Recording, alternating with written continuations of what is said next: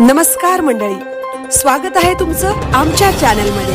आवाज महामुंबईचा, शोध बातमीचा, कौल मनाचा। चला तर मग आमचे चॅनल लाईक करा, शेअर करा आणि सबस्क्राइब करा। धन्यवाद। चिपळूणजवळ दुर्मिळ पांढरे मुंगूस आढळले।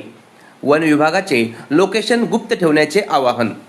रत्नागिरी जिल्ह्यातील चिपळूण शहरालगतच्या परिसरात दुर्मिळ पांढऱ्या रंगाचे मुंगूस आढळल्याने निसर्गप्रेमींमध्ये उत्सुकता निर्माण झाली आहे। स्थानिक निसर्गप्रेमींनी या दुर्मिळ प्राण्याचा व्हिडिओ आपल्या कॅमेऱ्यात कैद केला असून तो सध्या सोशल मीडियावर मोठ्या प्रमाणात व्हायरल होत आहे।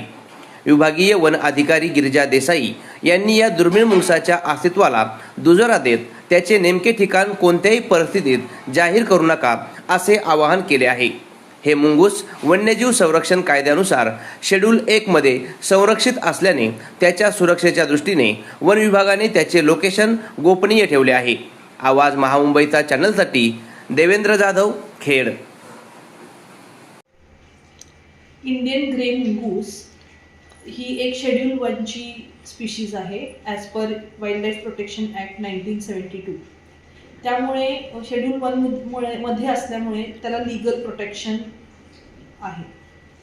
आता यामधलाच एक ल्युसिस्टिक म्हणजे पांढऱ्या रंगाचा इंडियन ग्रे मुंगूसमध्ये ल्युसिस्टिक मुंगूस आपल्याला जो की खूप रेअर आहे असा रत्नागिरीमध्ये सापडलेला आहे, चिपळूणमध्ये।